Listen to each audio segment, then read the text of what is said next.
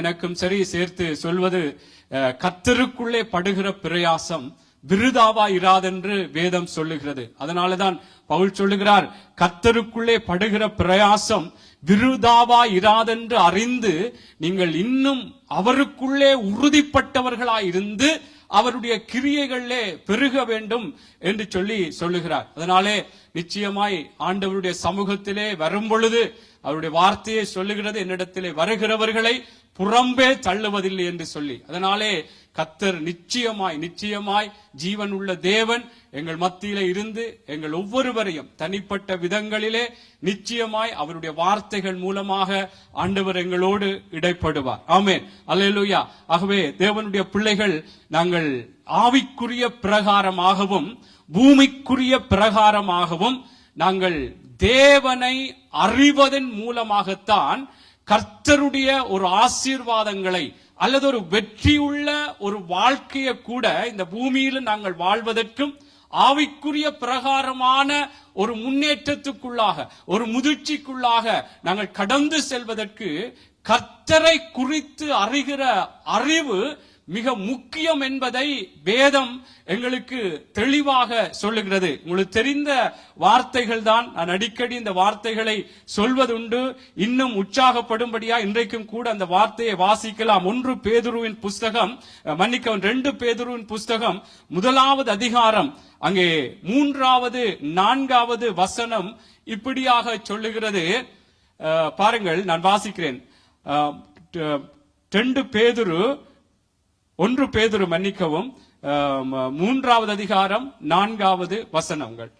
தம்முடைய மகிமையினாலும் காருண்யத்தினாலும் நம்மை அழைத்தவரை அறிகிற அறிவினாலே, பாருங்கள், அப்படி அழகாக சொல்லப்பட்ட, தம்முடைய மகிமையினாலும் காருண்யத்தினாலும் நம்மை அழைத்தவரை அறிகிற அறிவினாலே ஜீவனுக்கும் தேவ பக்திக்கும் வேண்டிய யாவற்றையும் அவருடைய திவ்ய வல்லமையானது நமக்கு தந்தருளினதும் அன்றி இச்சையினால் உலகத்தில் உண்டான கேட்டுக்கு தப்பி திவ்ய சுபாவத்துக்கு பங்குள்ளவர்களாகும் பொருட்டு மகா மேன்மையும் அருமையுமான வாக்குத்தத்தங்களும் அவைகளினாலே நமக்கு அளிக்கப்பட்டிருக்கிறது. ஆகவே இதனுடைய முழுமையான ஆசீர்வாதத்துக்குரிய பகுதி முதலாவது அவரை அறிகிற அறிவினால்தான்.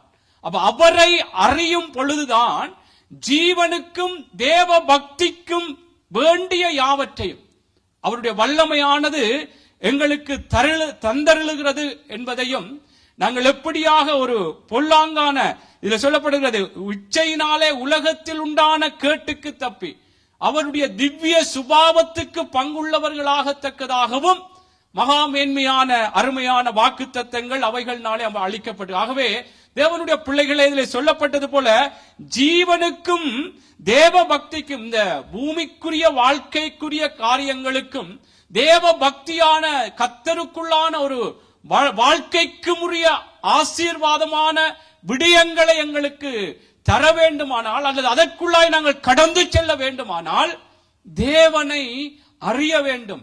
அவரை அறியத்தான் கர்த்தருடைய பிள்ளைகளே, எங்களுடைய வாழ்க்கைகளிலே அவர் எப்படி எங்களை வாழச் சொல்லுகிறார் அல்லது அவர் எப்படி எங்களுக்கு ஒரு முன்மாதிரியாக, வேதம் சொல்லுகிறது, அவர் தம்முடைய அடிச்சுவடுகளை பின்தொடரும்படியாக எங்களுக்கு ஒரு மாதிரியை வைத்து போயிருக்கிறார்.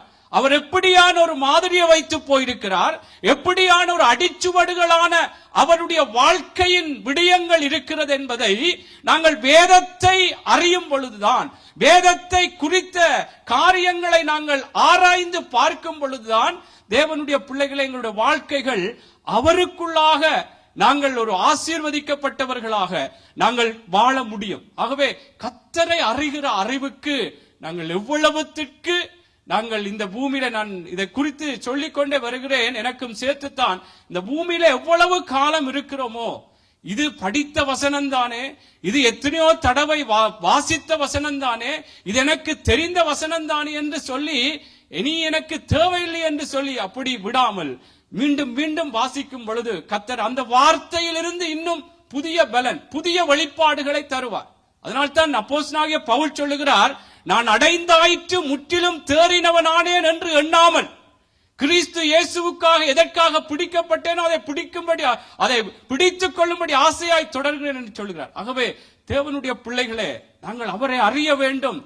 நாங்கள் இந்த பூமியிலே நாங்கள் பல விடயங்களிலே பல காரியங்களை இந்த பூமிக்குரிய பிரகாரமாக பல உலகத்தின் காரியங்களுக்குள்ளாக கடந்து போகும் பொழுது சில வேளைகளை தவறுகிறோம்.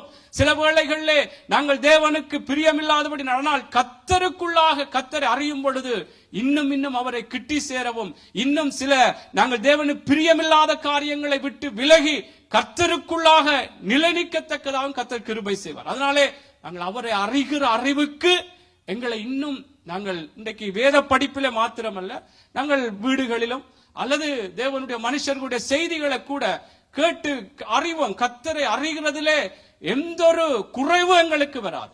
ஆமென். ஆகவே அவரை அறிகிற அறிவுக்கு நாங்கள் வாஞ்சை உள்ளவர்களாய் இருக்க வேண்டும். ஒரு மனம் உள்ளவர்களாய் இருக்க வேண்டும். ஒரு மனது எங்களுக்குள்ள இருக்க வேண்டும்.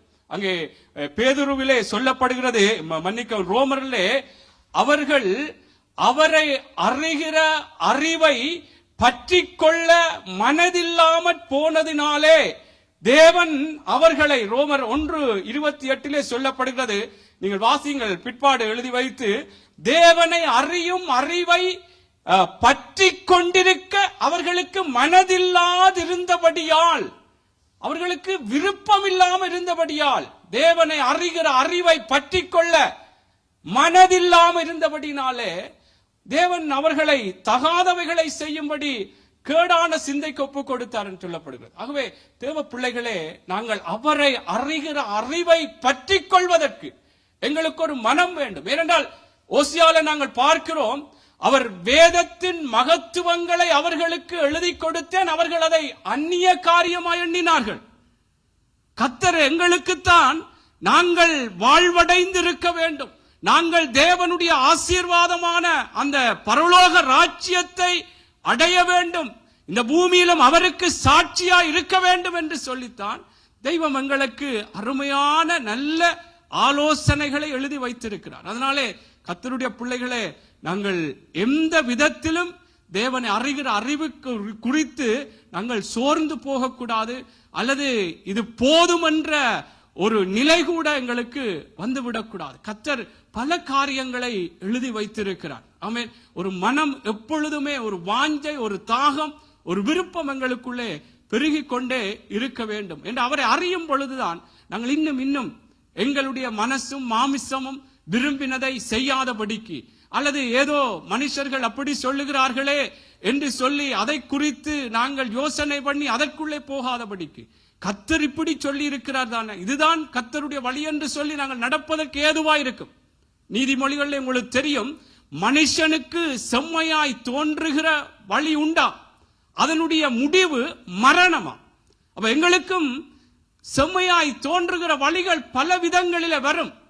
சில பிரச்சனைகள் வரும் பொழுது, அல்லது ஏதோ ஒரு முடிவெடுக்கும் பொழுது, ஏதோ ஒரு நிலைகளில் வரும் பொழுது, இப்படி ஒரு முடிவெடுப்போமே என்று சொல்லி எங்களுடைய மனசும் மாமிசமும் சொல்லும், செம்மையாய் தோன்றும், நல்லது போல இருக்கும்.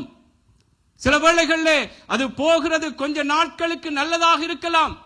ஆனால் கர்த்தருடைய பிள்ளைகளே, கர்த்தரை அறிகிற அறிவிலே நாங்கள் வளரும் பொழுது நாங்கள் எங்களுக்கு செம்மையாய் தோன்றுகிறபடி, உங்களுக்கு தெரியும், அந்த நகோமி எப்படியாக மோவாப் தேசத்திலே கடந்து செல்ல, அங்கே எப்படி போனால் பெத்லெகேமிலே பஞ்சம் உண்டான, மோவாப்புக்கு போகக்கூடாது, 10 தலைமுறைக்கு அங்கே போகக்கூடாது என்ற ஒரு தேவனுடைய பிரமாணம் இருந்தது. அதையும் மீறி அவள் கடந்து போனாள். செம்மையாய் அங்கே போனால் வசதியா இருக்கலாம், இங்கே பஞ்சம். இப்படியான சூழ்நிலைகள் வரும் பொழுது தேவனுடைய பிள்ளைகளே, எனக்கும் உங்களுக்கும் தேவனை குறித்த ஒரு அறிவு, கர்த்தர் இப்படி சொல்லி இருக்கிறார் என்ற அந்த அறிவு எங்களுக்குள்ள இருக்கும் பொழுது நிச்சயமாய் எங்களுடைய வாழ்க்கைகள் கர்த்தருக்குள்ளே ஒரு ஆசீர்வதிக்கப்பட்ட வாழ்க்கையாகத்தான் இருக்கும். ஆமென். அதனால தான் ஓசியாவிலும் கூட அதைத்தான் சொல்ல, என் ஜனங்கள் அறிவில்லாமையினால் சங்காரமாகிறார். அப்ப அறிந்தால் நாங்கள் சங்காரம் ஆக மாட்டோம். அது ஒரு நாங்கள் மற்றவர்களுடைய பார்வைக்கு ஏதோ நெருக்கம் போல, துக்கப்படுகிறது போல, துன்பப்படுகிறது போல, ஏதோ இடுக்கத்தின் பாதையிலே போகிறது போல மற்றவர்களுக்கு தெரியலாம். ஆனால் கர்த்தரை குறித்து அறிகிற அந்த அறிவு எங்களுக்குள்ள இருக்குமா இருந்தால் தேவன் இந்த பாதையிலே என்னை நடத்துகிறார் என்றால் என்னை ஒரு பெரிதான ஆசீர்வாதத்துக்கு நேராக இந்த வழிக்குள்ளாக நடத்துகிறார் என்ற அந்த அறிவங்களுக்குள்ள இருக்கும் கர்த்தருடைய பிள்ளைகளை. அதனால் தான் நான் சொல்லுகிறேன், நாங்கள் தேவனை குறித்த அந்த அறிவு எங்களுக்குள்ளே எப்பொழுதுமே பெருகிக் கொண்டே இருக்க வேண்டும். அல்லேலூயா, அல்லேலூயா. ஆகவே தேவ பிள்ளைகள், நாங்கள் இதிலே சோர்ந்து போகக்கூடாது. இன்றைக்கும் இந்த வேத படிப்பிலே வெளிச்சத்தின் ஆண்டு என்று சொல்லி கர்த்தர் இந்த ஆண்டை பிரகடனப்படுத்தி இன்றைக்கு 3.5 மாதங்கள் முடிவடைய போகிறது.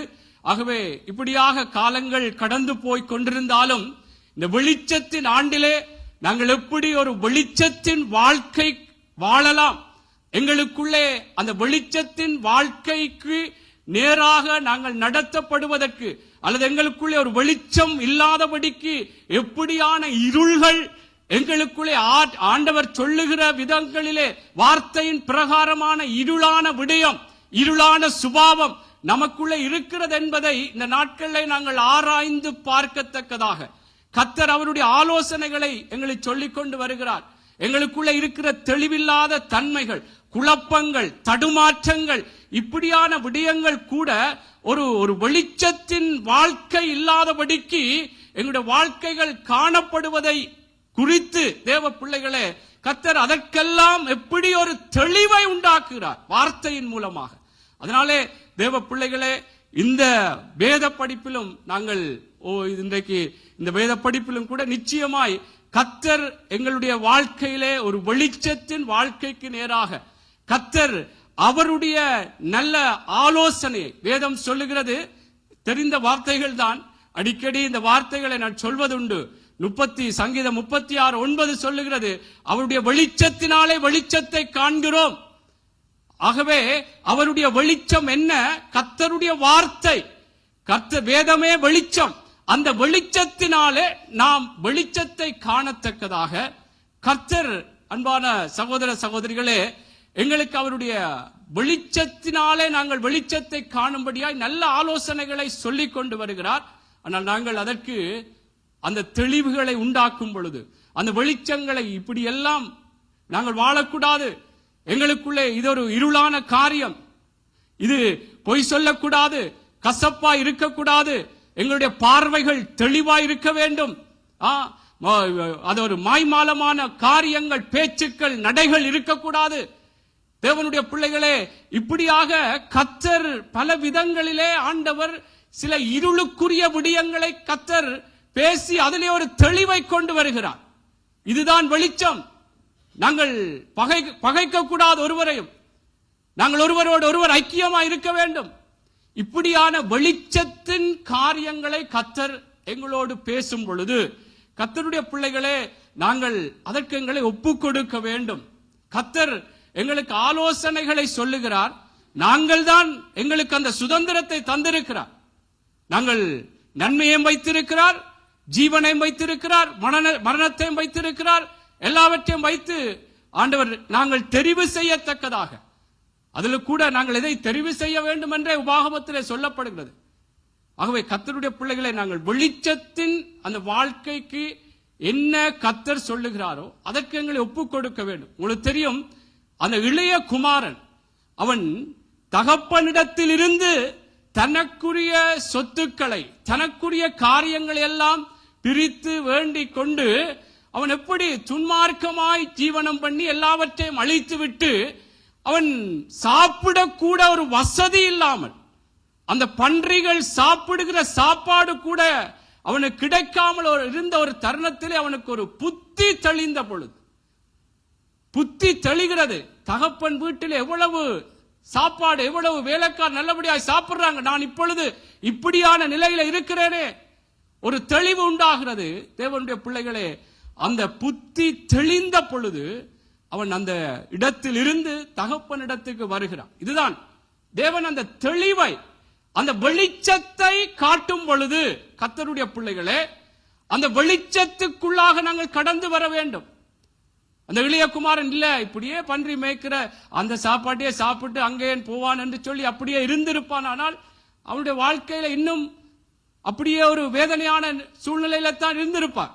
நான் என்ன சொல்லுகிறேன் என்றால், நானும் சரி நீங்களும் சரி, கர்த்தர் இதெல்லாம் அவருடைய வெளிச்சத்தினாலே நாங்கள் வெளிச்சமாக்கப்படுவோம், ஒரு வெளிச்சத்தின் வாழ்க்கை வாழலாம் என்று சொல்லி தெய்வம் அவருடைய வார்த்தைகளை தெளிவுபடுத்தும் பொழுது, இளைய குமாரனுக்கு அந்த புத்தி தெளிந்த பொழுது அவன் தகப்பனிடத்தில் நல்ல ஆசீர்வாதம் இருக்கு, அங்கே போனா நான் நல்லபடியா இருக்கலாம் என்று அந்த தெளிவு வந்த பொழுது, கர்த்தருடைய பிள்ளைகளை தான் கர்த்தர் எங்களுடைய வாழ்க்கைகளிலும் ஆண்டவருடைய இந்த வெளிச்சத்தின் ஆண்டிலே நாங்கள் வெளிச்சமாக்கப்பட வேண்டும். எப்படி? அவருடைய வார்த்தை, அந்த வெளிச்சமாகி அவருடைய வார்த்தையினால், அந்த வார்த்தை எப்படியெல்லாம் ஆலோசனை சொல்லுகிறதோ அதிலே எங்களை ஒப்பு கொடுக்க வேண்டும். அதிலே எங்களுடைய மாமிசமோ மனசோ அல்லது எங்களுடைய காரியம் அதிலே எழும்பாதபடி, தேவன் இதுதான் வெளிச்சம், இதுதான் வெளிச்சத்தின் வாழ்க்கை, இதுதான் ஒரு வெளிச்சத்தின் அனுபவங்கள் சுபாவங்கள் என்று சொல்லும் பொழுது நாங்கள் எதையும் பார்க்காதபடிக்கு கர்த்தருடைய வார்த்தைக்கு எங்களை ஒப்பு கொடுக்க வேண்டும். அல்லேலூயா, அல்லேலூயா. கர்த்தர் நல்லவர். சரி, இன்றைய நாளும் ஒரு காரியத்தை பார்க்கலாம். இன்றைக்கு மன்னியாமை என்ற இருளை அகற்றும் வெளிச்சம், மன்னியாமை என்ற ஒரு இருளை அகற்றும் வெளிச்சம் என்ற ஒரு தலைப்பிலே இந்த வேத படிப்பை நாங்கள் பார்க்கலாம். மத்தேயுவின் புஸ்தகம் 18வது அதிகாரம், மத்தேயுவின் புஸ்தகம் 18வது அதிகாரம் 21:35 35 வரை சீக்கிரமாய் எடுத்தவர்கள் யாராவது சீக்கிரமாய் வாசியுங்கள். இன்றைக்கு மன்னியாமை என்பது ஒரு இருளுக்குரிய காரியம் என்பதை இன்றைக்கு நாங்கள் பார்க்க போறோம். சில வேளைகளில் இந்த நாட்களில் ஆண்டவருக்குள்ளாக கர்த்தருடைய பிள்ளைகளே, இந்த ஆண்டவராகிய இயேசு கிறிஸ்துவுடைய இந்த சிலுவை தியான நாட்கள் வருகிறது. இந்த நாட்களில் அவர் பாடுபட்ட விடயங்களை குறித்து தியானிக்கிற நாட்கள் அநேக இடங்களில் இந்த நாட்கள் எல்லாம் போய்கொண்டிருக்கிறது. இவைகளை குறித்த தியானங்கள் வெளிப்பட்டு கொண்டிருக்கும். நாங்களும் கூட இந்த மன்னிப்பை குறித்த பல விடயங்கள், ஆண்டவராகிய இயேசு கிறிஸ்துவுடைய மன்னிப்பை குறித்த விடயங்களை நாங்கள் நன்கு அறிந்திருக்கிறோம். இந்த வெளிச்சத்தின் ஆண்டிலே எங்களுக்குள்ளும் இன்னும் ஒரு வெளிச்சம், அவருடைய வார்த்தையினாலே ஒரு வெளிச்சம்.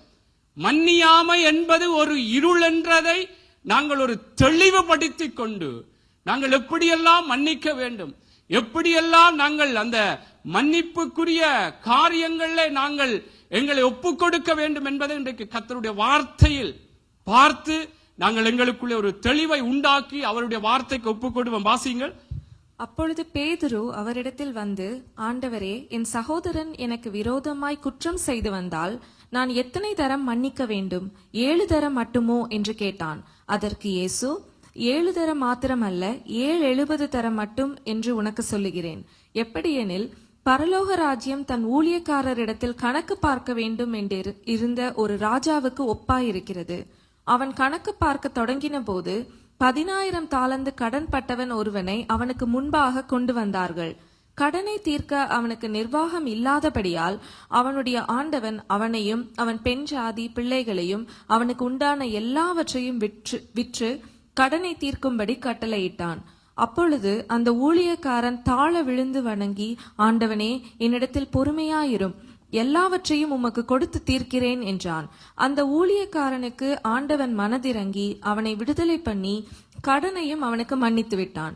அப்படி இருக்க அந்த ஊழியக்காரன் புறப்பட்டு போகையில் தன்னிடத்தில் 100 வெள்ளிப்பணம் கடன் பட்டிருந்தவனாகிய தன் உடன் வேலைக்காரரில் ஒருவனை கண்டு அவனை பிடித்து தொண்டையை நெரித்து, நீ பட்ட கடனை எனக்கு கொடுத்து தீர்க்க வேண்டும் என்றான்.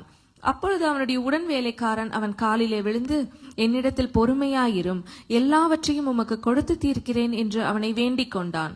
அவனோ சம்மதியாமல் போய் அவன் பட்ட கடனை கொடுத்து தீர்க்கும் அளவும் அவனை காவலில் போடுவித்தான். நடந்ததை அவனுடைய உடன் வேலைக்காரர் கண்டு மிகவும் துக்கப்பட்டு ஆண்டவனிடத்தில் வந்து நடந்ததையெல்லாம் அறிவித்தார்கள். அப்பொழுது அவனுடைய ஆண்டவன் அவனை அழைப்பித்து, பொல்லாத ஊழியக்காரனே, நீ என்னை வேண்டிக் கொண்டபடியினால் அந்த கடன் முழுவதையும் உனக்கு மன்னித்து விட்டேன். நான் உனக்கு இறங்கினது போல நீயும் உடன் வேலைக்காரனுக்கு இறங்க வேண்டாமோ என்று சொல்லி அவனுடைய ஆண்டவன் கோபம் அடைந்து அவன் பட்ட கடனை எல்லாம் தனக்கு கொடுத்து தீர்க்கும் அளவும் உபாதிக்கிறவர்களிடத்தில் அவனை ஒப்பு கொடுத்தான். நீங்களும் அவனவன் தன் சகோதரன் செய்த தப்பிதங்களை மனப்பூர்வமாய் மன்னியாமற் போனால் என் பரமபிதாவும் உங்களுக்கு இப்படியே செய்வார் என்றார். ஆமென். தேவனுடைய பிள்ளைகளே, எல்லாருக்கும் தெரிந்த மன்னிப்பை குறித்த ஒரு உவமை. இது எல்லாருக்குமே தெரிந்த வேத பகுதி. இந்த நாளிலும் இந்த மன்னிப்பு என்பது உங்கள் எல்லாருக்கும் தெரியும். வேதத்திலே அல்லது கிறிஸ்தவத்திலே மிகவும் ஒரு முக்கியமான ஒரு சத்தியம் மன்னிப்பு. ஆனால் இந்த மன்னிப்பை குறித்த ஒரு தெளிவு, ஒரு வெளிச்சம் எங்களுக்கு, அதை குறித்த தெளிவான ஒரு வெளிச்சம் எங்களுக்குள்ளே வர வேண்டும். ஏனென்றால் இந்த விடயங்கள் எல்லாமே எங்களுக்கு எல்லாருக்கும் ஒரு இலகுவாக மாறிவிடாது. ஒவ்வொருவருடைய வாழ்க்கையிலும் மன்னிக்கிற விடயம் எங்களுக்கு எதிராய் ஒவ்வொருவரும் எப்படி எப்படி நடந்தார்கள் என்பதை வைத்து நாங்கள் சொல்லலாம். சகோதரனே, நீங்கள் சொல்றீங்கள் எல்லாரையும் மன்னிக்க வேண்டும், அவர் எப்படிப்பட்ட காரியம் செய்தால். தேவனுடைய பிள்ளைகளே, வேதத்திலே இப்ப இந்த மன்னிப்பை குறித்த இந்த உவமையிலே நாங்கள் பார்த்தோம். எப்படி அந்த 10,000 தாலந்து கடன்பட்டவனை அந்த எஜமான் மன்னித்தான். அதே நேரம் மன்னிக்கப்பட்டவன், அந்த எஜமானனால் மன்னிக்கப்பட்ட அந்த மனுஷன் 100 வெள்ளி பணம் இல்லையா, அதை கடன்பட்டவனை மன்னிக்கவில்லை என்று சொல்லப்படுகிறது. அப்படி என்று சொன்னால் அதிலே எப்படி அவன் மன்னிக்காததினாலே அவனை எப்படி அழைக்கிறார்? பொல்லாத ஊழியக்காரனே என்று கூட அதிலே அழைக்கிறார். நான் எப்படி உனக்கு இறங்கி, நான் உனக்கு மன்னித்தது போல அவனுக்கு இறங்கி நீ மன்னிக்க வேண்டும், மனப்பூர்வமாக மன்னிக்க வேண்டும். அதிலே இறுதியாக சொல்லப்படுகிறது, அவனவன் தன் சகோதரன் செய்த தப்பிதங்களை மனப்பூர்வமாய் மன்னியாமற் போனால் என் பரமபிதாவும் உங்களுக்கு இப்படியே செய்வார். தேவனுடைய பிள்ளைகளே, நாங்கள் உலகத்திலே சிலர் சொல்லுவார்கள், முள்ளை முள்ளால் தான் எடுக்க வேண்டும் என்று சொல்லி. அப்படி அல்ல, கர்த்தருடைய பிள்ளைகள் நாங்கள் அப்படி சொல்லக்கூடாது. ஆமென். எங்களுக்கு பலர் பல விதங்களிலே எங்களை துக்கப்படுத்தி இருக்கலாம், வேதனைப்படுத்தி இருக்கலாம், எங்களுக்கு உண்மை இல்லாதவர்களாய் இருக்கலாம். கர்த்தருடைய பிள்ளைகளை பல விதங்களிலே எங்களுக்கு எதிரான காரியங்களை செய்தவர்களாய் இருந்தாலும் தேவனுடைய பிள்ளைகளாகிய நானும் நீங்களும் எந்த ஒரு நிபந்தனை இல்லாமல் நாங்கள் மன்னிக்க வேண்டும். ஏனென்று சொன்னால், நாங்கள் எப்படியாக இருந்தோம், எப்படி கர்த்தர் எங்களை மன்னித்தார். வேதம் சொல்லுகிறது, நாங்கள் எல்லாரும் பாவம் செய்து தேவ மகிமையற்றவர்களாய் இருந்தோம் என்று சொல்லி. அப்படிப்பட்டு இருந்த எங்களை, பாவத்தின் சம்பளம் மரணம் என்று சொல்லப்பட்ட தண்டனைக்கு பாத்திரவான்களாயிருந்த என்னையும் உங்களையும் தெய்வம் அவருடைய இரத்தத்தினாலே, அவர் நாங்கள் அன்பு கூறுவதற்கு முன்பதாகவே அவர் அன்பு கூர்ந்து எங்களுக்காக பிதாவாகிய தேவன் தன்னுடைய குமாரனை அனுப்பி, தேவனுடைய பிள்ளைகளே, நாங்கள் எப்படியான ஒரு பாவமான, அவர் பிரியமில்லாத, வேதம் சொல்லுகிறது, எபேசியர்ல சொல்லப்படுகிறது, அவருடைய காணியாட்சிக்கு புறம்பானவர்களாய், வாக்குத்தத்தத்தின் உடன்படிக்கைக்கு அந்நியர்களாய், தேவனற்றவர்களாய், நிலையற்றவர்களாய் இருந்தோமாம், அவருக்கு தூரமாய் இருந்தோமாம். கர்த்தருடைய பிள்ளைகளே, அப்படிப்பட்டிருந்த என்னையும் உங்களையும் அவருடைய பிள்ளைகள் என்று சொல்லத்தக்கதாக, அவருக்கு விரோதமாய் எவ்வளவு காரியங்களை செய்த என்னையும் உங்களையும் அவர் மன்னித்திருக்கிறபடினாலே, தேவ பிள்ளைகளே, எங்களுக்கு எதிராக உங்கள் ஒவ்வொருவருக்கும் யார் என்னென்ன செய்தார்களோ, அது உங்களோட வீட்டுல அம்மா பிள்ளைகளுக்கு செய்திருக்கலாம், அப்பா பிள்ளைகளுக்கு செய்திருக்கலாம், சகோதரங்களை செய்திருக்கலாம், விசுவாசிகள் யாரா இருந்தாலும் தேவனுடைய பிள்ளைகளே, மன்னியாமல் இருப்போம் என்றால், மன்னியாமை என்பது ஒரு இருளுக்குரிய காரியம். மன்னிக்க வேண்டும் என்ற கர்த்தர் என்னையும் உங்களை மன்னித்திருக்கிறார். நாங்கள் எப்படிப்பட்ட அவருக்கு தூரமாய் இருந்தோம் தேவனுடைய பிள்ளைகளே. பாவத்தின் சம்பளம் மரணம், மரணத்துக்கு பாத்திரவான்களாய் இருந்தோம். இப்படியா இருந்த என்னையும் உங்களையும் தெய்வம் எங்களை மன்னித்து ஏற்றுக்கொண்டிருக்கிறபடினாலே, நானும் நீங்களும் சக மனிதர்களை, சக சகோதரங்களை, தேவனுடைய பிள்ளைகளே, எந்த ஒரு நிபந்தனை இல்லாமல் மனப்பூர்வமாக கர்த்தருடைய பிள்ளைகளே நாங்கள் மன்னிக்க வேண்டும். இது கர்த்தருக்குள்ளான ஒரு வெளிச்சத்தின் வாழ்க்கை. இதுதான் அவருடைய வெளிச்சத்தினாலே வெளிச்சம் காண்கிறோம். எது வெளிச்சம்? மன்னிப்பு என்பது ஒரு வெளிச்சம். தேவனுடைய வார்த்தை, மன்னிக்க வேண்டும், இது தேவனுடைய வார்த்தை, இது வெளிச்சம். இந்த வெளிச்சத்தினாலே எங்களுடைய வாழ்க்கைகள் வெளிச்சமாக்கப்பட வேண்டும் கர்த்தருடைய பிள்ளைகளே. ஆமென். ஆகவே கர்த்தருடைய பிள்ளைகளே, நாங்கள் எப்படி கர்த்தர் எங்களை மன்னித்தார், இதைத்தான் நாங்கள் பார்க்கிறோம். அந்த 10,000 தாலந்து கடன்பட்டவனை அந்த எஜமான் எப்படி மன்னித்தார், ஆனால் 100 வெள்ளி கடன்பட்டவனை மன்னிக்கவில்லை. அவன் மன்னிக்கவில்லை. இன்றைக்கு நாங்களும் இதே காரியத்தை ஒப்பிட்டு பார்ப்போம். நாங்கள் யாரையும், தேவனுடைய பிள்ளைகளே, நாங்கள் மன்னிக்க மாட்டோம் என்று சொல்லி நாங்கள் இருந்து விட வேண்டாம். கர்த்தர் எங்களை எல்லா வேதனைகளை இன்றைக்கு நாங்கள் படித்தோம் தானே, எங்களுடைய வேதனைகளை அறிகிறார், எங்கள் கண்ணீரை காண்கிறார். கர்த்தர் ஜீவனுள்ள தேவன், எல்லா காரியங்களையும் பார்த்துக் கொள்வார். ஆனால் கர்த்தர் அவருக்குள்ளாக அவர் என்ன சொல்லுகிறாரோ அவருடைய வார்த்தையின் பிரகாரம் எங்களை ஒப்பு கொடுப்போம். ஆமென். ஆகவே தேவனுடைய பிள்ளைகளை பாருங்கள், எபேசியர்ல ஒரு வார்த்தையை வாசிக்கிறேன், எப்படி நாங்கள் இருந்தோம். 2வது எபேசியர் 2 1வது அதிகாரம் 5வது வசனம். 2வது அதிகாரம் 1வது வசனத்திலிருந்து 5வது வசனம் வரைக்கும் வாசிக்க. நோர்வேஜிய மொழியில எப்படி சொல்றது? மன்னியாமை என்ற இருளை அகற்றும் வெளிச்சம். ஒரு நோர்வேஜிய மொழியில சொல்லுங்க பாப்போம்.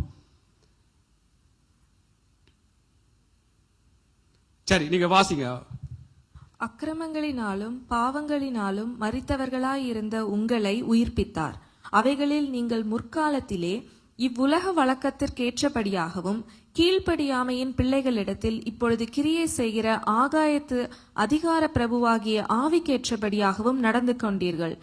அவர்களுக்குள்ளே நாம் எல்லாரும் முற்காலத்திலே நமது மாம்ச இச்சையின்படியே நடந்து நமது மாம்சமும் மனசும் விரும்பினவைகளை செய்து சுபாவத்தினாலே மற்றவர்களைப் போல கோபாக்கினையின் பிள்ளைகளாயிருந்தோம்.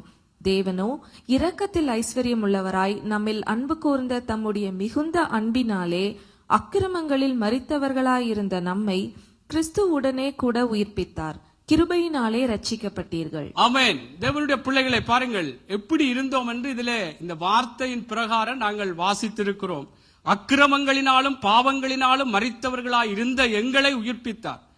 அவைகளில் நீங்கள் முற்காலத்திலே இவ்வுலக வழக்கத்துக்கு ஏற்றபடியாகவும் கீழ்ப்படியாமையின் பிள்ளைகளிடத்தில் இப்பொழுது கிரியை செய்கிற ஆகாயத்து அதிகார பிரபுவின் ஆவிக்கேற்றபடியாக நடந்து கொண்டீர்கள். எப்படியெல்லாம் நடந்து கொண்டோம்?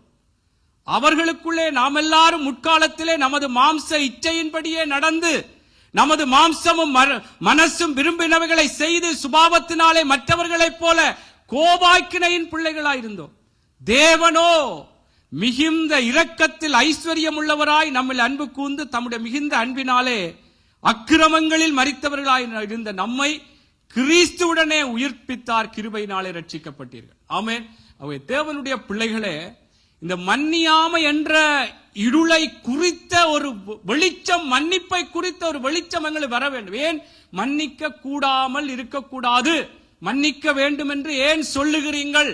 இதை குறித்த ஒரு வெளிச்சம் எங்களுக்கு வர வேண்டும். இதை குறித்த ஒரு தெளிவு எங்களுக்குள்ளே வர வேண்டும். கர்த்தர் எங்களை எப்படிப்பட்டவர்களாய் இருந்த எங்களை மன்னித்திருக்கிறார். அதனாலே கர்த்தருடைய பிள்ளைகளே, நீங்கள் எல்லாரும் கர்த்தருடைய வார்த்தைக்கு உங்களை ஒப்புக் கொடுங்க.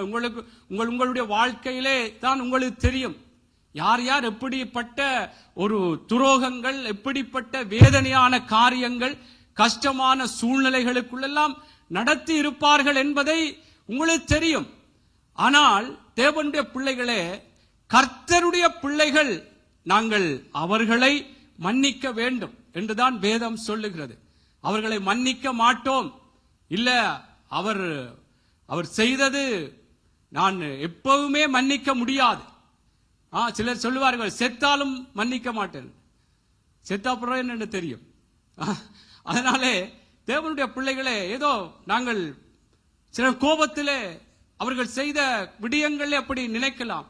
கர்த்தருடைய பிள்ளைகள் இந்த வெளிச்சத்தின் ஆண்டென்று கர்த்தர் எங்களுக்கு சொல்லி இருக்கிறபடினால் இவைகளில் ஒரு தெளிவை, ஒரு வெளிச்சம், மன்னிப்பை குறித்த ஒரு வெளிச்சம் எங்களுக்குள்ளே வரட்டும். எங்களுக்கு கஷ்டமான வேதனையான சூழ்நிலைகளுக்குள்ளே நடத்தி விட்டார்கள், எங்களுக்கு உண்மை இல்லாமல் இருந்து விட்டார்கள். அது யாராயிருந்தாலும் தேவனுடைய பிள்ளைகளே, நாங்கள் மன்னிக்க வேண்டும். எந்த ஒரு நிபந்தனை இல்லாமல் இறங்கி மன்னிக்க வேண்டும் என்று வேதம் சொல்லதிலே அந்த உவமையிலே பார்த்தோம். எப்படி அந்த எஜமான் அந்த உவமையில சொல்ல, நான் இறங்கி எப்படி உனக்கு மன்னித்தேனோ அவனுக்கு நீ மன்னிக்க வேண்டும். வேதத்திலே யாக்கோப்பு புஸ்தகத்திலே 1வது அதிகாரம், மன்னிக்க 2வது அதிகாரம் 13வது வசனத்திற்கு வாசிங்கள். என்றால் நாங்கள் அந்த நியாய தீர்ப்புல கூட நாங்கள் இந்த மன்னிப்பை குறித்து ஒரு இறங்கி நாங்கள் மன்னிக்கவில்லை என்றால் அந்த இரக்கம் எப்படியாக அதிலே எங்களுக்கு உதவி செய்யும் என்பதை குறித்த ஒரு வார்த்தை இருக்க வாசிங்கள். 2:13. ஏனென்றால் இரக்கம் செய்யாதவனுக்கு இரக்கம் இல்லாத நியாய தீர்ப்பு கிடைக்கும். நியாய தீர்ப்புக்கு முன்பாக இரக்கம் மேன்மை பாராட்டும். பாருங்கள், இரக்கம் செய்யாதவனுக்கு இப்ப நாங்கள் அதிலே சொல்லப்படுகிறது அந்த மத்தேயுல பார்த்து நாங்கள் நீங்க இறங்கி அவனுக்கு மன்னிக்கவன். அப்ப இறங்காமல் இல்ல, இரக்கமே இல்ல, அப்படித்தான் இறங்காதபடிக்கு அவ்வளவுத்துக்கு அவர் எனக்கு எதிராய் துரோகமோ ஏதோ ஒரு காரியம் செய்து விட்டார், எங்களுடைய காரியங்களை எல்லாம் சீரழித்து விட்டார் என்ற நிலைமைகள் கர்த்தருடைய பிள்ளைகளே எங்களுக்கு வந்திருக்கலாம். ஆனாலும் நாங்கள் இறங்கி மன்னிக்க வேண்டும் என்று அதில் சொல்லப்படுகிறது. இரக்கம் செய்யாதவனுக்கு இரக்கம் இல்லாத நியாய தீர்ப்பு கிடைக்கும். நியாய தீர்ப்புக்கு முன்பாக இரக்கம் மேன்மை பாராட்டும் என்று சொல்லப்படுகிறது. இதே நான் சொல்றேன்டால் எங்களுக்கு ஒரு மன்னிப்பை குறித்த ஒரு வெளிச்சம் வரட்டும். மன்னிப்பு வேண்டாம். எங்களுடைய நியாய தீர்ப்பு ஆண்டவராகிய இயேசு கிறிஸ்துவுடைய அந்த நியாய தீர்ப்பிலே நாங்கள் இப்படியெல்லாம் எனக்கு எதிராய் செய்தவர்களை மன்னித்ததனுடைய பலன், இறங்கி மன்னித்ததனுடைய பலன், தேவனுடைய பிள்ளைகளை அந்த நியாய தீர்ப்பு நாளிலே எங்களுக்கு அந்த இரக்கம் மேன்மை பாராட்டும் என்று சொல்லப்படுகிறது. இறங்கி நாங்கள் மன்னிக்கிற விடயங்கள். இப்ப நான் ஏன் சொல்றேன்னால் அந்த மன்னிப்புக்குள்ளாக நாங்கள் கடந்து போவோம். எங்களுடைய மனசு விடாமல் இருக்கலாம். எப்படி மன்னிக்கலாம்? மன்னிக்க முடியாது. அப்படி அல்ல கர்த்தருடைய பிள்ளைகளே, நாங்கள் மன்னிக்க வேண்டும். கர்த்தர் எனக்காய் உங்களுக்காய் மன்னித்திருக்கிறார். இயேசுவை குறித்து உங்களுக்கு தெரியும். இயேசு சிலுவையிலே அவர் தொங்கிக் கொண்டிருந்த பொழுது அவருக்கு எதிராக எவ்வளவோ காரியங்களை பேசினார்கள், துப்பினார்கள், பரியாசம் பண்ணினார்கள், பல காரியங்களை செய்தார்கள். இயேசு அவர்களுக்கு பிதாவினிடத்திலே ஜெபிக்கிறவர்கள் அறியாமல் செய்கிறார்கள், இவர்களை மன்னியும். தேவனுடைய பிள்ளைகளே, கர்த்தர், நான் ஆரம்பத்திலே சொன்னேன், ஆண்டவராகிய இயேசு கிறிஸ்து அவரை பின்தொடரும்படியாக எங்களுக்கு அடிச்சுவடுகளை வைத்து போயிருக்கிறார். எங்களுக்கு ஒரு மாதிரியை வைத்து போயிருக்கிறார். அவர் எப்படி மன்னித்திருக்கிறார்? தனக்கு எதிராக எழும்பினவர்கள், துப்பினவங்கள், பரியாசம் பண்ணினவங்கள், எவ்வளவோ எதிரான காரியங்களை செய்தவர்களையும் மன்னிக்கும்படியாக பரிந்து பேசினவர். இப்படிப்பட்ட தெய்வத்தினுடைய பிள்ளைகளாய் இருக்கிற நானும் நீங்களும் அவருடைய இரத்தத்தினாலே கழுவப்பட்டு எங்களுடைய பாவங்கள் இருந்து தேவனுடைய பிள்ளைகளை அந்த பாவத்தின் சம்பளம் மரணம் என்ற அந்த தண்டனையிலிருந்து மீட்கப்பட்ட நாங்கள், ரட்சிக்கப்பட்டு கொண்டிருக்கிற நாங்கள், கர்த்தருடைய பிள்ளைகளே, நாங்கள் யாரையும் மன்னிக்க மாட்டோம் என்ற ஒரு முடிவிலே இருந்து விடக்கூடாது. மன்னியாமை என்பது ஒரு இருளான காரியம், இருளுக்குரிய காரியம் என்றால் ஏன் அதை சொல்லுகிறால், மன்னிக்க வேண்டும். இதிலே நாங்கள் அந்த உவமையிலே கடைசி பகுதியிலே சொல்லப்படுகிறது. நாங்கள் அந்த மத்தேயுவிலே வாசித்தோம். எப்படியாய் அவனவன், அந்த வார்த்தையை வாசிங்கள், கடைசி வார்த்தை. நீங்களும் அவனவன் தன் சகோதரன் செய்த தப்பிதங்களை மனப்பூர்வமாய் மன்னியாமற் போனால் என் பரமபிதாவும் உங்களுக்கு இப்படியே செய்வார். ஆமென். மனப்பூர்வமாய் அவனவன் செய்த, மற்றவர்கள் எங்களுக்கு எதிராக தப்பிதங்கள் செய்திருப்பார்கள், அதை நாங்கள் மனப்பூர்வமாய் நாங்கள் மன்னிக்கும் பொழுதுதான் கர்த்தருடைய பிள்ளைகளே எங்களையும் கர்த்தர் எங்களை மன்னிப்பார் என்று இந்த வார்த்தையிலே சொல்லப்படுகிறது. இப்ப மன்னியாமா என்பது எப்படி ஒரு இருளுக்குரிய காரியம் என்பதை நீங்கள் இந்த வார்த்தையோடு தொடர்புபடுத்தி பாருங்கள். நாங்கள் மற்றவர்களை மன்னிக்க இல்லை என்றால், மனப்பூர்வமாய் மன்னிக்க இல்லை என்றால், இறங்கி மன்னிக்க இல்லை என்றால், எப்படி ஒரு அந்த மன்னியாமல் இருக்கிறது ஒரு இருளுக்குரிய காரியம். அதனாலே ஒரு ஆசீர்வாதம் வராது. இரக்கம் இல்லாதவனுக்கு இரக்கம் இல்லாத ஒரு நியாய தீர்ப்பு கிடைக்கும். இரக்கம் நியாய தீர்ப்பிலே மேன்மை பாராட்டும் என்று யாக்கோப்பு அப்போஸ்தலன் சொல்லுகிறார். அவர் கர்த்தருடைய பிள்ளைகளே, நாங்கள் மன்னிக்க வேண்டும், மன்னிக்க வேண்டும். கர்த்தர் இதற்கான பலத்தை உங்களுக்கு தருவார். நான் சொன்னது போல என்னுடைய நிலைமை எனக்கு தெரியும், உங்களுடைய நிலைமைகள் உங்களுக்கு தெரியும், எப்படியான ஒரு சூழ்நிலைகளில் போய்கொண்டிருப்பீர்கள் என்பது. ஆனால் கர்த்தருடைய பிள்ளைகள் நாங்கள் இந்த பூமியிலே நாங்கள் மன்னிக்க வேண்டும். அவர்கள் எப்படி என்றால், இயேசு எங்களுக்கு ஒரு முன்மாதிரியா இருந்திருக்கிறார். நாங்களும் அவருக்கு முன் வருவதற்கு முன்பு எப்படிப்பட்டவர்களா இருந்தோம் என்பதை வேதத்திலே நாங்கள் பார்த்திருக்கிறோம். ஆகவே தேவனுடைய பிள்ளைகளா இருக்கிற நானும் நீங்களும் அவருக்குள்ளாக நாங்கள் யாரையும் மன்னிக்க மாட்டோம், மன்னியாமல் இருப்போம் என்று சொல்லி ஒரு தீர்மானம் பண்ணி, அல்லது அதுக்கு ஒரு கால தாமதம் இல்ல பாப்போம், அவற்ற நடைய பார்த்து வாழ்க்கையை பார்த்து எப்படி நடக்கிறார் என்பது அதை பார்த்து மன்னிப்போம். எப்படி எப்படி எப்படி வீட்டில் எப்படி நல்லா இருக்கிறாரோ, எப்படி நல்லா போறாரோ பாப்போம். அவற்றை நடைய பார்த்து பார்த்து பார்த்து மன்னிக்கிறதை பற்றி யோசிப்போம். கர்த்தருடைய பிள்ளைகளே அப்படி அல்ல. ஆண்டவர் சொல்றார் மன்னிக்க வேண்டும் என்று சொல்லி நாங்கள் மன்னிப்போம். ஆமென். இது மன்னிப்பது ஒரு மேன்மையான கர்த்தருடைய ஒரு சத்தியம். இது ஒரு வெளிச்சம். கர்த்தருடைய பிள்ளைகளே, இந்த வெளிச்சத்தை நாங்கள் விரும்ப வேண்டும். யோவான் 3:19 சொல்லப்படுகிற இதை குறித்து ஒரு தேவ செய்தி எடுத்திருக்கிறேன். அவை வெளிச்சத்தை, இந்த வெளிச்சம் மன்னிப்பென்ற வெளிச்சத்தை விரும்ப வேண்டும். அதில் அந்த 19 பின்பகுதியிலே சொல்லப்படுகிறது, அவர்கள் ஒளியை பார்க்கிலும் இருளை விரும்பினதை ஆக்கினை தீர்ப்புக்கு காரணமாயிருந்தது என்று வேதம் சொல்லுகிறது. இந்த ஒளியாகிய இந்த வெளிச்சமாகிய இந்த மன்னிப்பென்ற சத்தியத்தை நானும் நீங்களும் விரும்பாமல், இல்ல நான் மன்னிக்க மாட்டேன், நான் மன்னிக்க மாட்டேன் என்று சொன்னால், மன்னியாமல் இருந்தால் எப்படியான காரியம் வேதத்திலே சொல்லப்படுகிறது. இப்ப நாங்க பார்த்தோம், அதுல அந்த உவமையிலே சொல்லப்படும் பொல்லாத ஊழியக்காரன் என்று சொல்லுகிறார். நீங்கள் அவனவன் செய்த தப்பிதங்களை மனப்பூர்வமாய் மன்னியாவிட்டால் பரலோக பிதாவும் உங்களுக்கு மன்னிக்க மாட்டேன் என்று சொல்லுகிறார். நீங்க இறங்கி மன்னிக்கலை என்று சொன்னால் இரக்கம் எப்படி நியாய தீர்ப்பிலே அங்கே மேன்மை பாராட்டும், இரக்கம் இல்லாதவனுக்கு இரக்கம் இல்லாத நியாய தீர்ப்பு கிடைக்கும் என்று சொல்லுகிறார். இதெல்லாம் நாங்கள் ஆவிக்குரியவைகளோடு சம்பந்தப்படுத்தி நிதானிக்கிறான் என்று சொல்லப்படுகிறது. சம்பந்தப்படுத்தி பார்க்க வேண்டும். அவை கர்த்தருடைய பிள்ளைகளை நாங்கள் மன்னிக்க வேண்டும். கர்த்தருக்குள்ளாக நாங்கள் இன்றைக்கு எங்களுக்குள்ளே ஒரு தீர்மானம் பண்ணுவோம். என்றால் வேதத்திலே மன்னியாமல் இருப்பதற்குரிய காரியங்கள், நான் இப்பொழுது சில விஷயங்கள் காரியங்கள் சொன்ன, இன்னும் சொல்றேன்.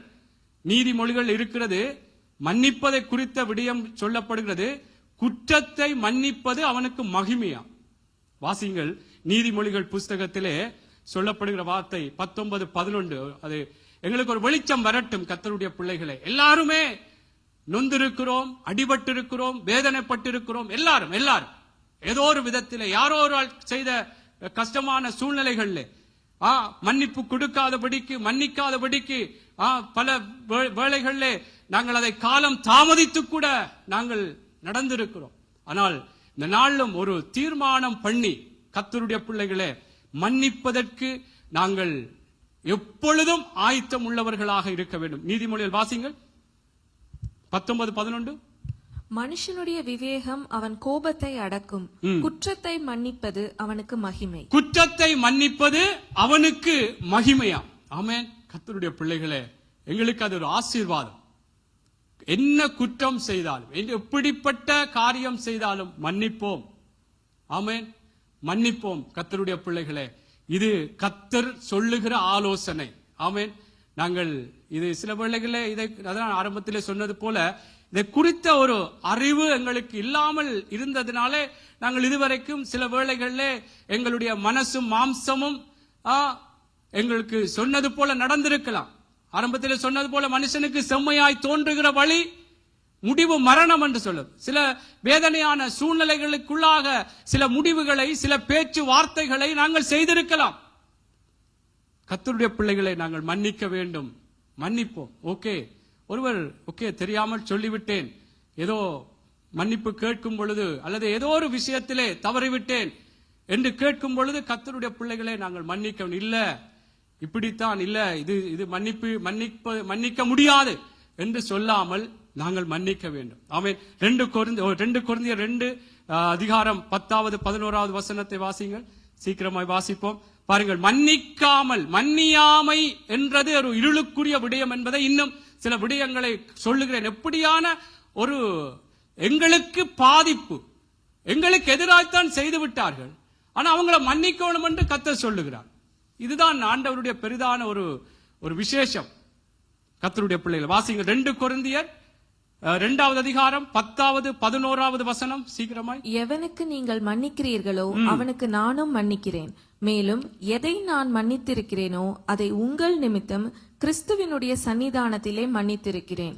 சாத்தானாலே நாம் மோசம் போகாதபடிக்கு அப்படி செய்தேன். அவனுடைய தந்திரங்கள் நமக்கு தெரியாதவைகள் அல்லவே. ஆமென். பாருங்கள், அப்போஸ்தலனாகிய பவுல் இங்கே சொல்லுகிறார், எவனுக்கு நீங்கள் மன்னித்திருக்கிறீர்களோ அவனுக்கு நானும் மன்னிக்கிறேன். மேலும் எதை நான் மன்னித்திருக்கிறேனோ அதை உங்கள் நிமித்தம் கிறிஸ்துவினுடைய சன்னிதானத்திலே மன்னித்திருக்கிறேன் என்று சொல்லிவிட்டு சொல்லுகிறார், சாத்தானாலே நாம் மோசம் போகாதபடி, சாத்தானாலே நான் வஞ்சிக்கப்படாதபடி. அவன் சொல்லுவான், மன்னிக்க வேண்டாம், இதுக்கெல்லாம் நீ மன்னிக்க கூடாது, இதெல்லாம் பெரிய காரியம், உன்னை எவ்வளவுத்துக்கு இன்னும் கேவலமாய் நடத்துவார்கள் என்று சாத்தான் மோசம் போக்குவான். அவனுடைய தந்திரமான காரியம் உங்களுக்கு தெரியும். எப்படி அவன் மன்னிக்க விடாதபடிக்கு அவனுடைய பேச்சு வார்த்தைகள் காரியங்கள் இருக்கும். உங்களுக்கு தெரியும். சிலர் சொல்லுவார்கள், நான் அவருடைய பேச்சை கேட்டு மோசம் போய்விட்டேன், பிறகுதான் தெரியும் இவர் இப்படிப்பட்டவர் என்று சிலர் திருமணமான பிறகு சொல்லுகிற காரியங்கள் இருக்கிறது. சரி, நீங்க எல்லாம் நல்ல பிள்ளைகள், கேட்டிருக்க மாட்டீங்க. சரி, நான் ஏன் சொல்றேன், அந்த மோசம் போகிற காரியம், சாத்தானாலே மோசம் போகாதபடிக்கு நான் கிறிஸ்துவினுடைய அதுல சொல்ல அப்படி செய்தேன். அவனுடைய தந்திரங்கள் நமக்கு தெரியும். கிறிஸ்துவினுடைய சன்னிதானத்திலே மன்னித்திருக்கிறேன். தேவனுடைய பிள்ளைகளே, நாங்கள் மன்னியாமல் இருப்போம் என்றால் சாத்தானாலே மோசம் போகிறோம். ஜாக்கிரதை, கவனமாயிருப்போம். எனக்கும் சேர்த்துத்தான் இந்த வார்த்தை ஒரு வெளிச்சத்தை எப்பொழுதும் எனக்குள்ளே உண்டாக்கி கொண்டிருக்க வேண்டும், உங்களுக்குள்ளே உண்டாக்கி கொண்டிருக்க வேண்டும். மன்னிக்க மாட்டோம் என்று சொல்லிக் கொண்டிருப்போம் என்றால் நாங்கள் சாத்தானுடைய வஞ்சனைக்குள்ளே இருக்கிறோம். சாத்தானாலே மோசம் போக்கனவர்களாக காணப்பட்டுக் கொண்டிருக்கிறோம். மறக்க வேண்டாம், இதைத்தான் பவுல் சொல்லுகிறார். சாத்தானாலே நான் மோசம் போகாதபடிக்கு அப்படி செய்தேன். எப்படி செய்தேன்? மன்னித்தேன். ஆகவே கர்த்தருடைய பிள்ளைகளே, மன்னியாமல் இருப்பது எப்படி ஒரு இருளுக்குரிய காரியம் என்பதை இன்னும் பார்ப்போம். லூக்கா 6வது அதிகாரம் 37 வாசியுங்கள். லூக்கா 6:37.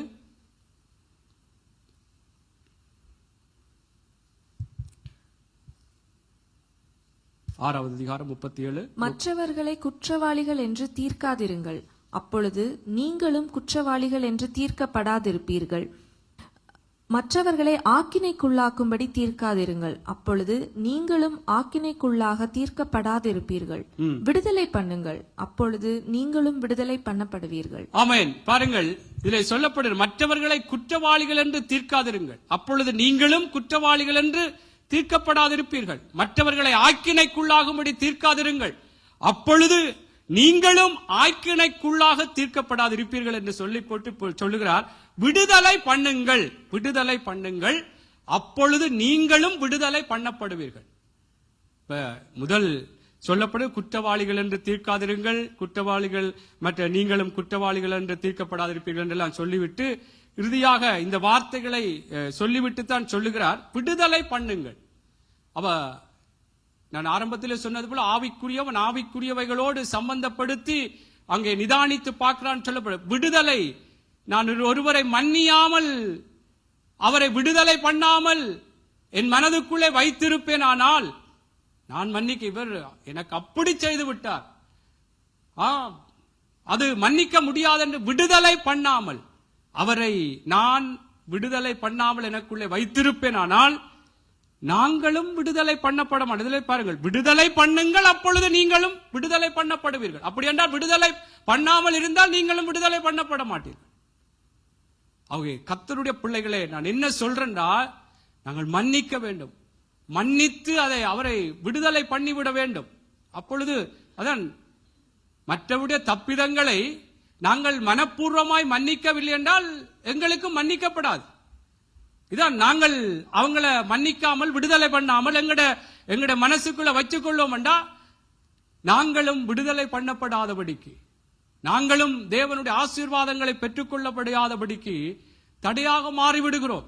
ஆகவே தேவனுடைய பிள்ளைகளே, மன்னியாமை என்ற இருள் அகல வேண்டும். மன்னிப்பு என்ற இந்த வெளிச்சம் எங்களுக்குள்ளே எப்பொழுதும் இந்த என்ன மன்னிப்பை குறித்த இந்த வார்த்தையை குறித்து இந்த எப்படியெல்லாம் மன்னிக்க வேண்டும், மன்னிக்காம இருந்தால் எப்படியான காரியங்களுக்குள்ளே நாங்கள் போகிறோம் என்பதை குறித்த இந்த வெளிச்சங்கள் எங்களுக்குள்ளே இருக்கும் பொழுது, கர்த்தர் எப்படி எங்களை மன்னித்தார், மன்னிப்பது எப்படி எங்களுக்கு ஆசீர்வாதம், குற்றத்தை மன்னிப்பது அவனுக்கு மகிமை என்று நாங்கள் பார்க்கிறோம். கர்த்தருடைய பிள்ளைகளே, இவைகளெல்லாம் நாங்கள் உள்ளாக எங்களுடைய இருதயத்திலே வைத்து நாங்கள் ஆண்டவருக்குள்ளாக எந்த நிலையிலும் நாங்கள் யார் எப்படி பேசினாலும் அவர்கள் எங்களை மன்னிக்கும்படியாய் கேட்கும் பொழுதோ, அவர்கள் கேட்காவிட்டாலும், என்றால் இயேசு அவர் முந்தி அன்பு கூர்ந்தார் நம்மிடத்தில் என்று வேதம் சொல்லுகிறது. நாங்கள் பாவிகளாய் இருக்கையில் அவர் நம்மிடத்திலே அன்பு கூர்ந்தார் என்று சொல்லப்படுகிறது. ஆமென். அவை தேவ பிள்ளைகளே, நாங்கள் மன்னிக்க வேண்டும், விடுதலை பண்ணுவோம். ஒருவரையும் மன்னிக்க மாட்டேன் என்று யாரையும் வைத்து வேண்டாம். மனதிலே இருதயத்திலே எந்த ஒரு பேச்சிலோ நடையிலோ எந்த விதத்திலும் அதை நாங்கள் வெளிப்படுத்தாதபடி கர்த்தர் எல்லாத்தையும் அறிகிறார். அதனாலே விடுதலை பண்ணுவோம். நாங்களும் ஆசீர்வாதத்துக்குரியவர்களாக ஆண்டவருடைய எந்த விடயங்கள்ல இன்னும் சில வேளைகள் நாங்கள் மன்னிக்காமல் ஒருவரை விடுதலை பண்ணாமல் இருக்கும் பொழுது எங்களுடைய வாழ்க்கையிலும் பல காரியங்களே ஒரு விடுதலைக்குரிய காரியங்கள் இல்லாமல் இருந்து கொண்டிருக்கிறதா என்பதை பார்ப்போம், ஆராய்ந்து பார்ப்போம். என்றால் இதற்கு ஒரு காரணம், நான் ஒருவரை மன்னிக்காமல் இருப்பதனால எனக்கு வர வேண்டிய ஆசீர்வாதங்கள் வராமல் எனக்கு கிடைக்காமல் இருப்பதற்கும் இதுவும் ஒரு தடையா இருக்கலாம்.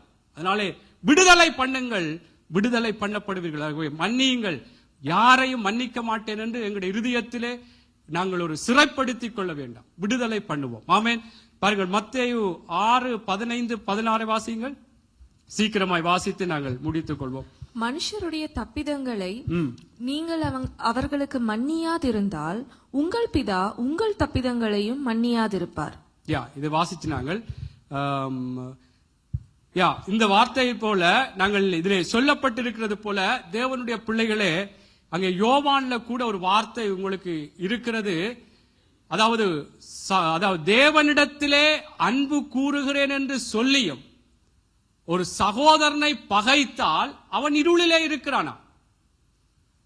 அவன் நாங்கள் ஆண்டவரிடத்திலே அன்பு கூறுகிறோம், ஆண்டவருக்குள்ளே ஊழியம் செய்கிறோம், ஆண்டவருக்குள்ளாக நாங்கள் வேதம் படிக்கிறோம், ஜெபிக்கிறோம் என்று பல காரியங்களை வெளிப்படுத்தினாலும் நான் ஒரு சகோதரனை பகைக்கிறது மன்னிக்காமல் வைத்திருப்பேன் என்றால் அங்கே வேதம் சொல்லுகிறது அவன் எப்படி அன்பு கூறுகிறேன் என்று சொல்லி 1 யோவான் 4:20 சொல்லப்படுகிறது. அன்பு கூறுகிறேன் என்று சொல்லியும் சகோதரனை பகைத்தால் அவன் இருளில் தானே இருக்கிறான். நீங்க மன்னிக்காமல் அந்த சகோதரனை பகைத்துக் கொண்டு இருப்பீங்கண்டா இருளில் தான் இருக்கிறோமா? அப்ப மன்னியாமை என்பது ஒரு இருள். ஆகவே கர்த்தருடைய பிள்ளைகளை இதை தெளிவுபடுத்தும்படியாய் கர்த்தர் இதிலே எங்களுக்கு கிருபையாய் இந்த நாட்களிலும் எங்களோடு பேசுகிறார். ஆமென். ஆகவே இதை குறித்த ஒரு வெளிச்சத்தை எங்களுக்கு காட்டுகிறார் தேவன். இந்த வெளிச்சத்தின் ஆண்டிலே நாங்கள் ஒரு தெளிவுபடத்தக்கதாய் பல காரியங்களிலே ஒரு வெளிச்சம் எங்களுக்குள்ளே வெளிப்படத்தக்கதாக கர்த்தர் எங்களுக்கு பல காரியங்களை தெளிவுபடுத்துகிறார். நாங்கள் குழம்பிக் கொண்டிருக்காதபடி அல்லது நாங்கள் தடுமாறிக் கொண்டிருக்காதபடிக்கு நாங்கள் என்ன செய்கிறது இதிலே எப்படி என்று சொல்லி நாங்கள் சில நடைகள் அல்லது சில வாழ்க்கைகளே வருகிற சில போராட்டங்களிலே நாங்கள் நல்ல முடிவுகளை எடுக்க கர்த்தர் இப்படியான நல்ல காரியங்களை எங்களை சொல்லுகிறார். அல்லேலூயா, அல்லேலூயா. ஆகவே கர்த்தருடைய பிள்ளைகளே, நாங்கள் மன்னிக்க வேண்டும். ஆமென். மன்னியாமை என்பது ஒரு இருளுக்குரிய காரியம். மன்னிக்க வேண்டும். ஆமென். மன்னிக்க வேண்டும். மன்னிப்பது எங்களுக்கு மகிமை, ஆசீர்வாதம். அல்லேலூயா. சரி, 2 வார்த்தைகளை வாசித்து நான் முடிக்கிறேன். எபேசியர் எப்படி மன்னிக்க வேண்டும். ஆமென். எல்லாம் மன்னிக்க வேண்டும், மன்னிக்க வேண்டும் என்று சொல்லி இருக்கிறோம். சில வார்த்தைகளை வாசித்தோம். இறங்கி மன்னிக்க வேண்டும். எபேசியர் 4:31-32 வாசிங்கள். இறங்கி நாங்கள் மன்னிக்க வேண்டும் என்றும் பார்த்தோம். சகலவிதமான கசப்பும் கோபமும் மூர்க்கமும் கூக்குரலும் தூஷணமும் மற்ற எந்த துர்க்குணமும் உங்களை விட்டு நீங்க கடவது. ஒருவருக்கொருவர் தயவாயும் மன உருக்கமாயும் இருந்து கிறிஸ்துவுக்குள் தேவன் உங்களுக்கு மன்னித்தது போல நீங்களும் ஒருவருக்கொருவர் மன்னியுங்கள். ஆமென். எப்படி மன்னிக்க வேண்டும் என்றால் சகலவிதமான கசப்பும். சரி, இப்ப மன்னிப்போம், பிறகு ஏதாவது ஒரு சந்தர்ப்பம் வரைக்குள்ள அவருக்கு ஏதாவது பார்த்துக் கொள்வோம் என்று சொல்லுகிற அந்த கசப்பு கூட இருக்கக்கூடாது இருதயத்திலே.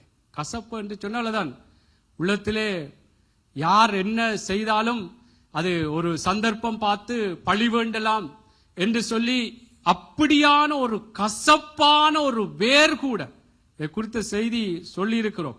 அப்ப கசப்ப கூட எங்களுக்குள்ளே சகல என்றால் கசப்பு இருக்கும். அவ்வளவுத்துக்கு காரியங்கள் நடந்திருக்கலாம், வேதனைப்பட்டிருப்போம், உங்களுக்கு தெரியும்.